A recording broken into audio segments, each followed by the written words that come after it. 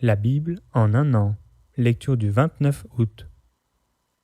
2 Corinthiens, chapitre 3. Commençons-nous de nouveau à nous recommander nous-mêmes? Ou avons-nous besoin, comme quelques-uns, de lettres de recommandation auprès de vous ou de votre part? C'est vous qui êtes notre lettre, écrite dans nos cœurs, connue et lue de tous les hommes.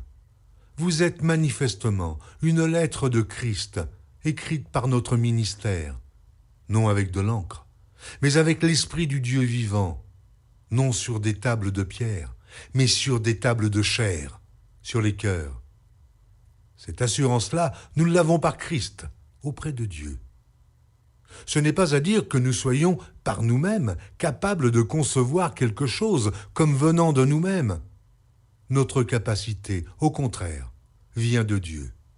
Il nous a aussi rendus capables d'être ministres d'une nouvelle alliance, non de la lettre, mais de l'esprit, car la lettre tue, mais l'esprit vivifie.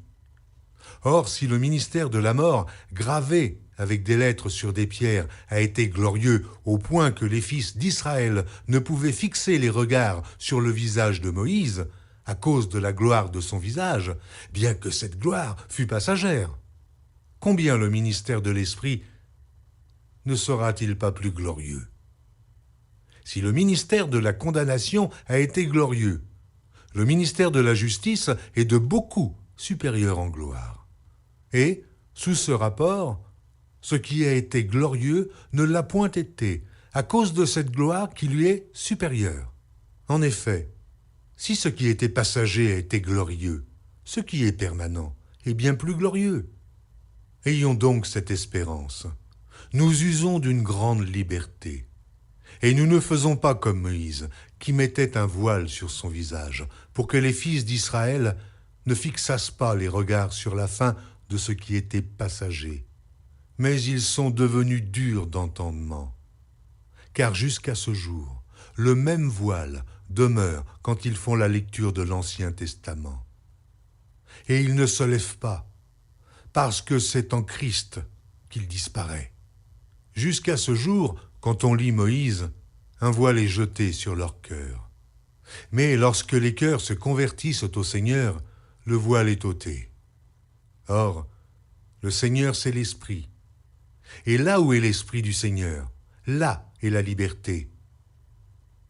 Nous tous qui, le visage découvert, contemplons comme dans un miroir la gloire du Seigneur, nous sommes transformés en la même image de gloire en gloire, comme par le Seigneur, l'Esprit. Job, chapitre 31. J'avais fait un pacte avec mes yeux, et je n'aurais pas arrêté mes regards sur une vierge. Quelle part Dieu m'eût-il réservé d'en haut? Quel héritage le Tout-Puissant m'eût-il envoyé des cieux? La ruine n'est-elle pas pour le méchant, et le malheur pour ceux qui commettent l'iniquité? Dieu n'a-t-il pas connu mes voies? N'a-t-il pas compté tous mes pas? Si j'ai marché dans le mensonge, si mon pied a couru vers la fraude, que Dieu me pèse dans des balances justes, et il reconnaîtra mon intégrité. Si mon pas s'est détourné du droit chemin, si mon cœur a suivi mes yeux, si quelque souillure s'est attachée à mes mains, que je sème et qu'un autre moissonne, et que mes rejetons soient déracinés. Si mon cœur a été séduit par une femme, si j'ai fait le guet à la porte de mon prochain, que ma femme tourne la meule pour un autre, et que d'autres la déshonorent. Car c'est un crime, un forfait que punissent les juges. C'est un feu qui dévore jusqu'à la ruine et qui aurait détruit toute ma richesse. Si j'ai méprisé le droit de mon serviteur ou de ma servante lorsqu'ils étaient en contestation avec moi, qu'ai-je à faire quand Dieu se lève? Qu'ai-je à répondre quand il châtie? Celui qui m'a créé dans le ventre de ma mère ne l'a-t-il pas créé? Le même Dieu ne nous a-t-il pas formés dans le sein maternel? Si j'ai refusé aux pauvres ce qu'ils demandaient, si j'ai fait languir les yeux de la veuve, si j'ai mangé seul mon pain, sans que l'orphelin en ait eu sa part, moi qui l'ai dès ma jeunesse élevé comme un père, moi qui dès ma naissance ai soutenu la veuve, si j'ai vu le malheureux manquer de vêtements, l'indigent n'avoir point de couverture, sans que ses reins m'aient béni, sans qu'il ait été réchauffé par la toison de mes agneaux. si j'ai levé la main contre l'orphelin, parce que je me sentais un appui dans les juges, que mon épaule se détache de sa jointure, que mon bras tombe et qu'il se brise.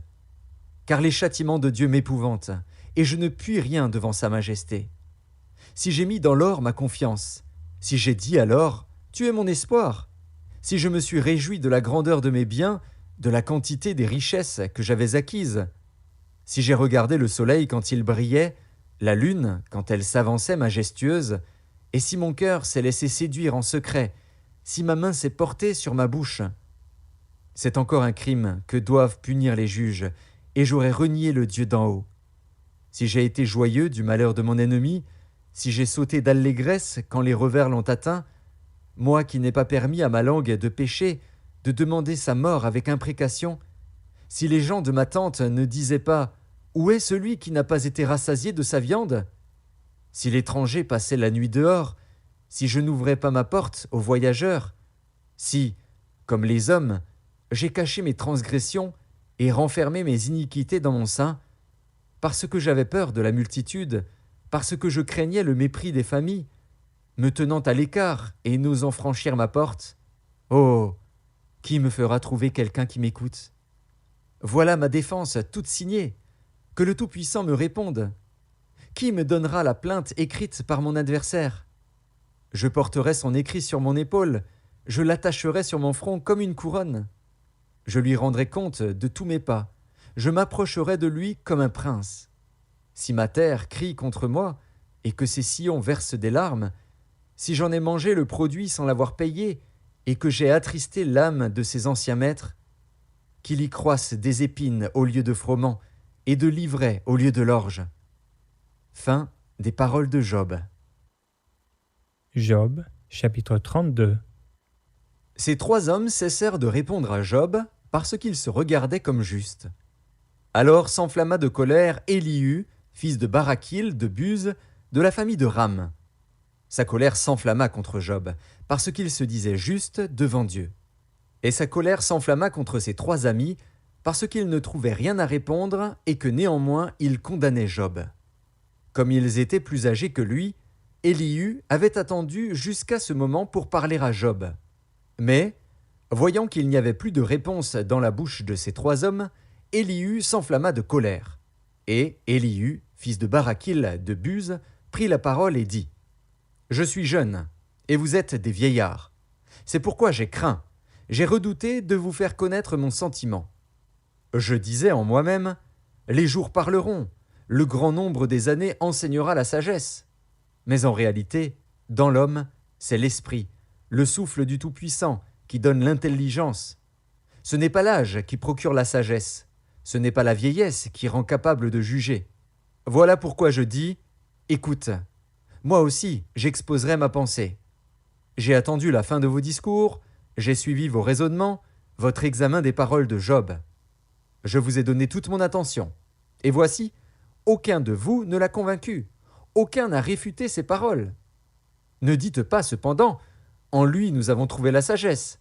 C'est Dieu qui peut le confondre, ce n'est pas un homme.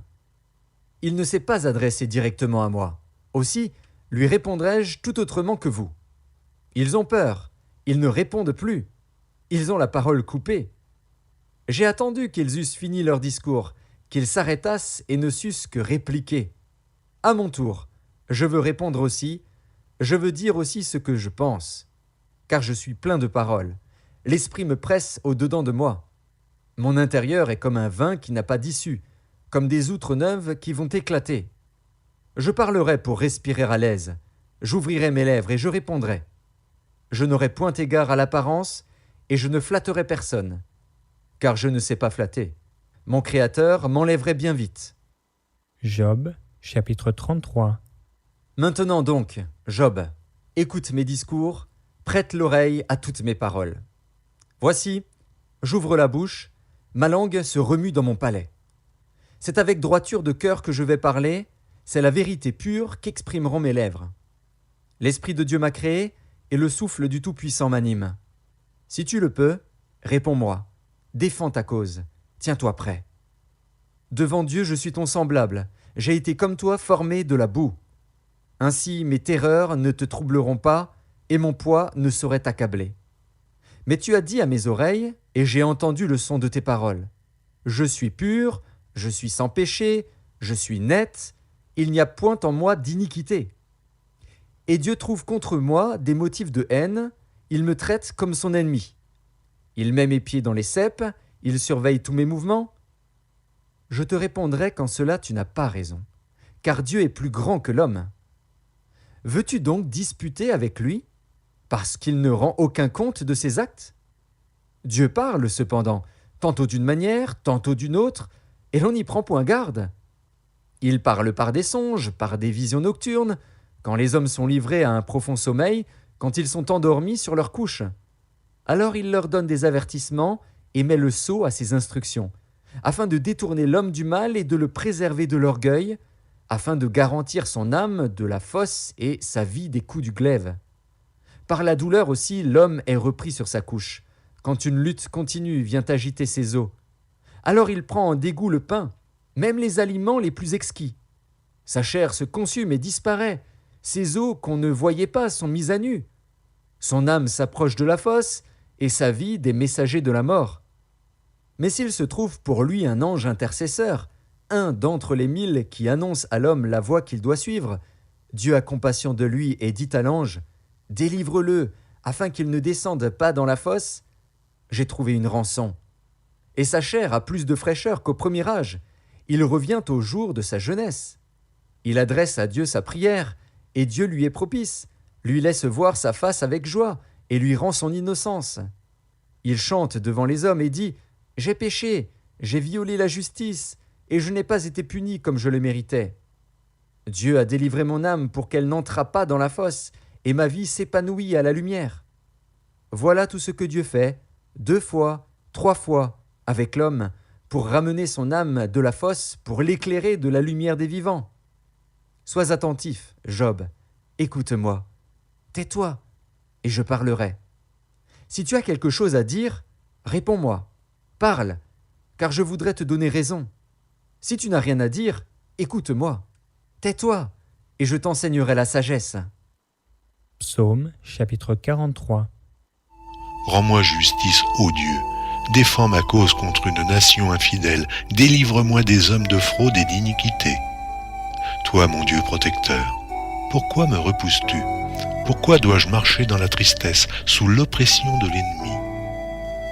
Envoie ta lumière et ta fidélité, qu'elle me guide, qu'elle me conduise à la montagne sainte et à tes demeures.